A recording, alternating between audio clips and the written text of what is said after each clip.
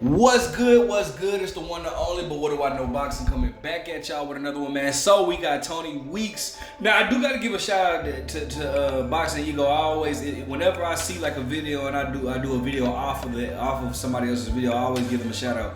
So I got to give a shout out to Boxing Ego because I saw him do a video on this, and I went up to Tony Weeks' Facebook account and saw that he has since responded to the short stoppage that we'll get into. But first, let's read what he had to say. He said, "What the public didn't know that prior to the fight, they did a brain scan on him, and it came up that he had an aneurysm, and they did a test again, and the same aneurysm came up. Another doctor was brought in and gave him the examination, and he tested negative for the aneurysm, so they cleared him to fight." All right. For those that don't know what he's talking about, obviously, Vergil Ortiz just had a fight this past weekend, and the fight lasted one round, but it was like stopped very, very, very soon, right? Now, it was awkward because it was just like, bro, like the dude wasn't even buzzed, like he wasn't buzzed or buckled or anything like that, like it was just weird. And seeing how Tony Weeks stopped the fight, it was weird to see that, right? And obviously Tony Weeks had just got some slack because his fight with Rolly Romero and Ismael Barraza, who actually was on the undercard and got a first round knockout over Ahara Davies. His fight with Rolly and Ismael was stopped, prematurely as well, and a lot of people was wondering, what was the cause of that? Why did he stop the fight so soon? And now this fight, so now people kind of feel like Tony Weeks is pushing an agenda, right? Well, first of all, let me just say, based off of what Tony Weeks said, bro, does that not show the corruption in boxing? Like, bro, if this dude was really failed his brain test or whatever twice in that, but y'all needed an opponent that bad that you guys are willing to risk a man's life.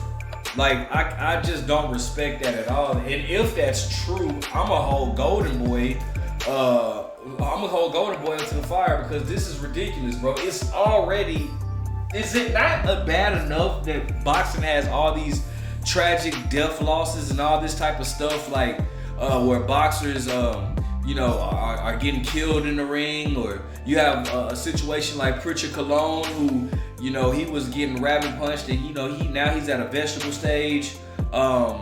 This is just ridiculous in the sport. It makes the sport look bad, bro.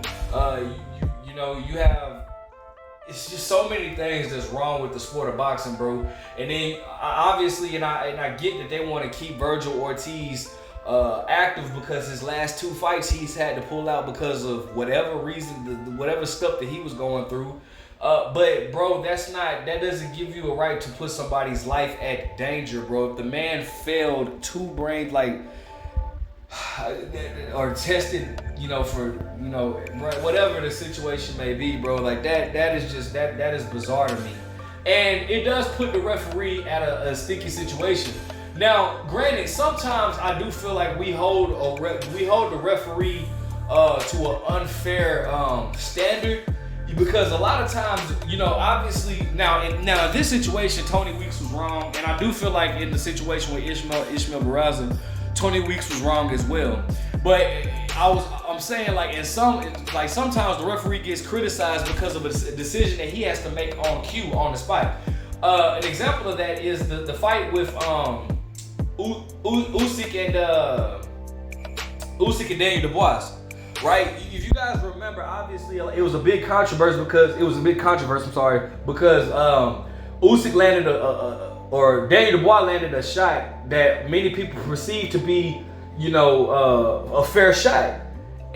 Now, granted, it was on the cup. It was not a low blow. If you go pause and look at where Daniel Dubois landed that shot at, bro.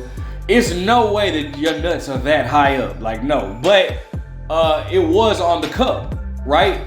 Now, you gotta think, a lot of people criticize the referee, but you have to put yourself in a referee situation, bro.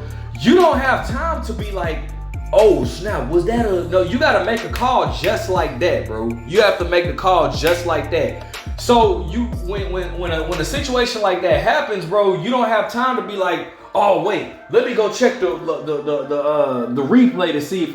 Oh no! And you know how many times like we have the pleasure of doing that, bro. The referee has to make that call right on the spot. So you can't be. I mean, I do feel like we have to be a little bit more fair to the referees again. And now I'm not speaking on behalf of Tony Weeks of what that was a bad stoppage. Bottom line, that was a premature stoppage on both occasions with Tony Weeks. I'm not talking about that, but I'm saying in general, you know, I hear it's a lot of people that don't put themselves in the shoes of other people, so they're quick to criticize and make these, you know, these calls or these, you know, whatever the case may be. But it's like, again, you got to put yourself in a situation. You know, it's been times where boxers took too much punishment and died. So, you know, a referee then stops the fight because they're not dishing anything out, and then, you know, they get criticized for quickly stopping the fight. One fight that I always thought that was stopped way too soon was the Danny Jacobs versus Peter Quillen fight. I thought that fight was stopped way too soon. Like, you know what I'm saying? Now, but Peter Quillen was actually wobbled, and I thought that fight was stopped too soon. This guy wasn't even wobbled, and Tony Weeks stopped the fight. But I always felt like, bro, that was a middleweight championship bout, and you know the dude didn't even get dropped, and he just stopped the fight. But the referee does have a job to do. If you're not answering back with any punches, bro, it's the referee's job to protect the fighter. And in most cases, that's what the referee's trying to do. Now, granted, like, yeah, is there times where they make wrong calls? Absolutely, I do agree with that. I mean, but you got to put yourself in a situation like, bro, you only have a split second to make this call. And, you know, the referee does what the referee has to do. In the situation with Usyk, do I think the punch was low? It was on the belt, but I don't think that should have been I don't think that was considered a low blow. I think Usyk. I mean, and then also you gotta think some of these fighters have their trunks high, like Kovalev does. Some of these guys, like, bro, I don't know. You know, it just all depends, man. But regardless, bro, Tony Weeks has spoken, you know, as to why he made the stop. So, you know, it is what it is. There's nothing we can do about it now, all right? So no point of crying over spilled milk. Let me know what you guys think. Make sure you guys like, comment, subscribe. But what do I know?